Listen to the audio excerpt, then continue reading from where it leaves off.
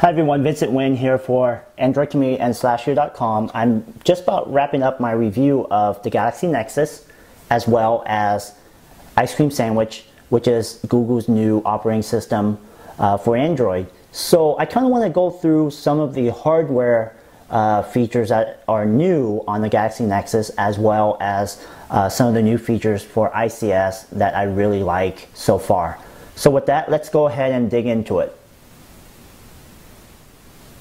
The first thing you're going to see on the Galaxy Nexus, which is hard to miss, is the gorgeous 4.65-inch 1280 by 720 display. This is one of the best display I've seen in terms of resolution, clarity, brightness, both indoors and outdoors. So it rivals iPhone's Retina display in a lot of respects. So the next thing you're going to find on the device, the front of the device, is a 1.3 megapixel camera. It shoots 720p and the quality is really good. So let me bring that up for a second here and show you what it looks like. And that's me. So as you can see, it tracks my face as I'm moving. And if I want to take a shot of myself, it does have zero lag, just like the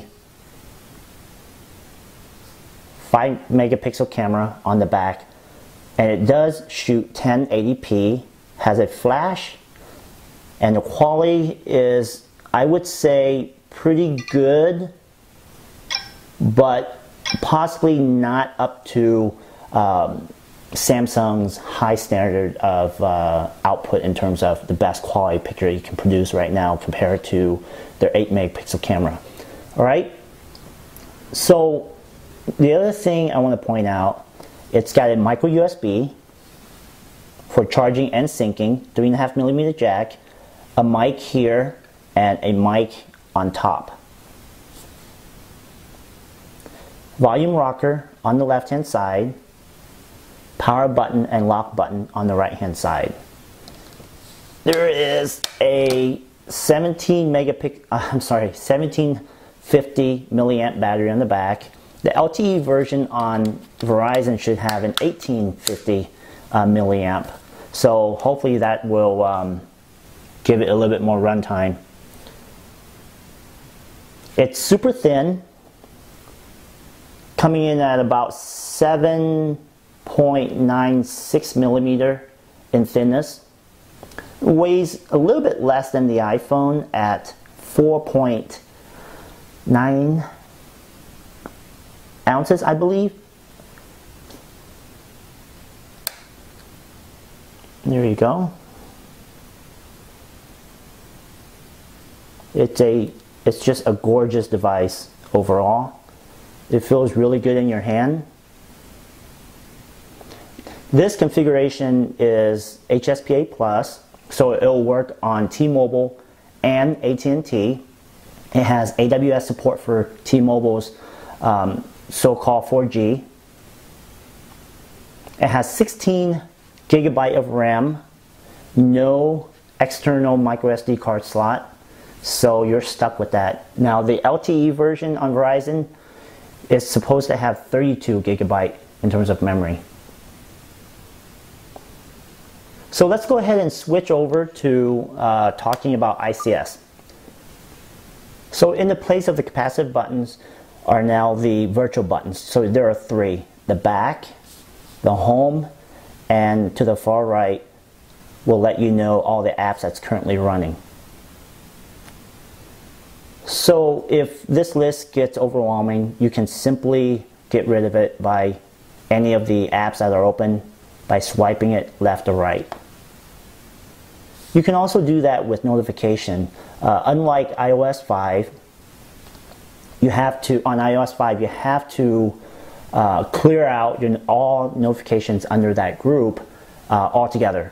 Not the case with ICS, because on ICS you can individually remove certain notification without deleting everything all at once, which you can if you want to clear everything at once. You have the option of placing either folders or apps in these 4 slots here. The middle will bring up your apps as well as widgets, and there's an icon that will take you to the marketplace. Adding and taking away apps to folders is pretty easy. You just simply press and hold and add. Pretty simple and straightforward. You can remove folders directly from there or replace it with an app if you wanted to. There are no more search buttons or there are no more search buttons on the keyboard itself, but instead what you will get is the search bar across the 5 panels. Anytime you press on it, you can search for apps, search the web, contacts. There are a number of different configurations that you can set in terms of what you want the result to come back as. So in this case, I can search any of these items. So one other change that you'll find in ICS is to the top right, you'll see these 3 dots up here. Press on that and it'll drop down your settings. And in this case, you can set for search bar to search for any of these within any of these apps. And since we're there, let's talk about the keyboard. The keyboard has changed quite a bit. It is now a whole lot more accurate than anything else on the market right now, in my personal opinion. You can do a number of things in terms of configuration. You can add on dictionaries, autocorrection. In this case, I want it to be extremely aggressive. Under advanced setting, you can do a number of these other things as well. Vibration settings, suggest contact names, pop-up, dismiss, delay. You're just going to absolutely have to take my word for it that this is one of the best Android keyboard out there, rivaling iOS 5's keyboard. Voice dictation on ICS is just utterly amazing. So I'm going to go ahead and test something out for you here. I know I've done this before, but I kind of want to show you again how amazing this is. This is a test voice dictation for my Galaxy Nexus review, period. I want to share with everyone watching this video that the voice dictation is super amazingly, and then I can pause and then it'll wait for me, but in this case, since I have it going, it's just going to keep on going and going.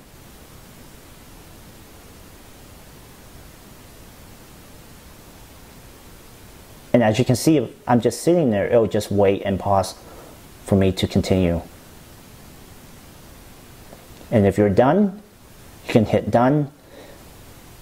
You can also add more languages if you wanted to. And that's how it works. And at some point, you're going to hit a max limit and it's going to tell you.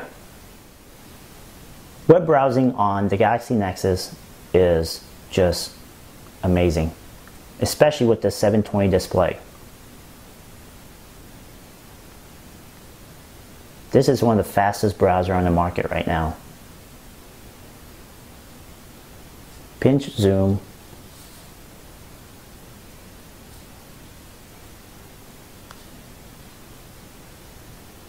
Unfortunately, the Galaxy Nexus isn't going to launch with Adobe Flash until later this year, which is confirmed by Adobe.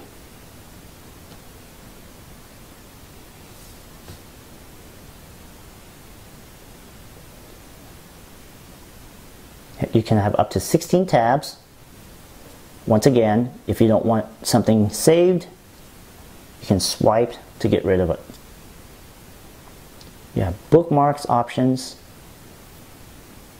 history, save pages.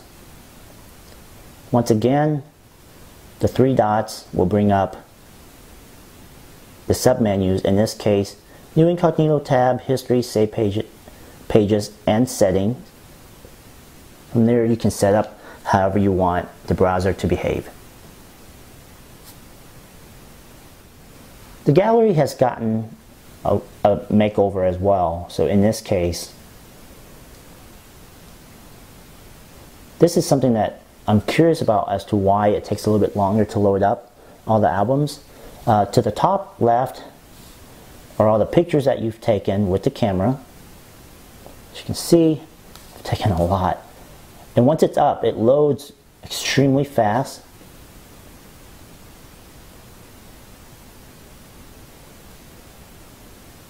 And then you can scroll through all the images and then select whichever right below it.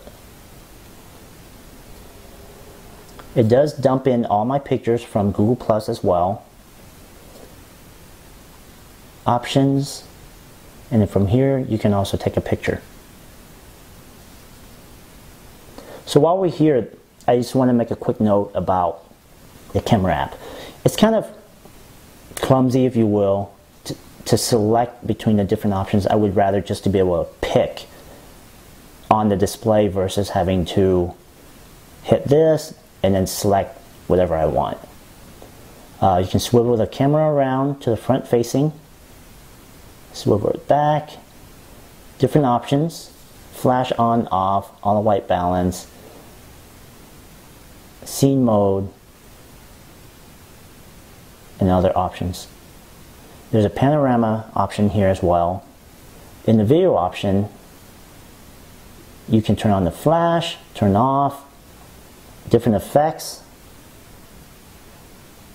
time lapse, what resolution you want to shoot it at, and your white balance here, flash mode. Okay? So contacts is no longer just contacts, right? Google has changed it to where it's now become more of a hub than anything else. And as you can see, Google Plus is extremely prominent. These are my circles within Google Plus. And then from there, I have my contacts, that's me, people that I frequently contact the most. So let's say I want to look at my doctor, Allison Swartz. She's our dentist. So I can either add her to my favorite, which is star her right here, make changes. I can connect her to different, in this case, to my circle in Google Plus, her address, notes, and whatnot. Scroll through the list. So these are people in my favorites, people I contact the most.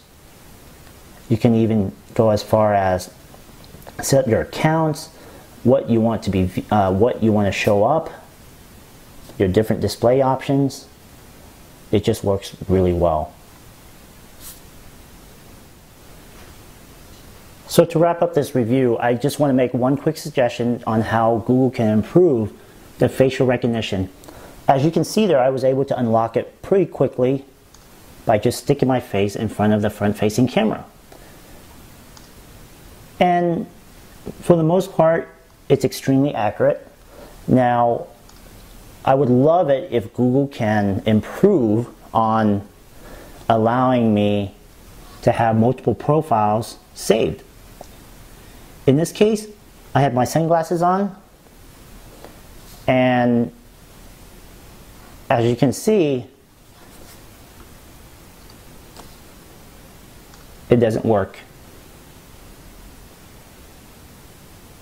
So this is a problem when you're wearing sunglasses while you're driving, or if you're wearing glasses at home. It just won't work.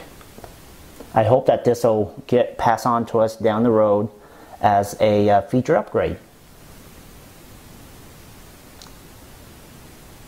So overall, the Galaxy Nexus is one of the best Android phone of 2011 and possibly the first 6 months of 2012. It's got a beautiful display, really good camera, feels great in your hand, powered by Android 4.0 ice cream sandwich. Now, speaking of an ice cream sandwich, it's grown up, it's ready for the mass, it's cohesive. It could possibly end up being one of the best mobile operating system out there next to iOS 5. I highly recommend it. If you have an Android phone now that you're not tied to a contract, I recommend waiting for the international version or go ahead and get it from Verizon when it comes out. This is Vincent Wynn for SlashGear and Android Community. I hope you've enjoyed this video review of the Galaxy Nexus and ICS as well as all my other reviews. So make sure to head on over to slashgear.com for my full review of this device.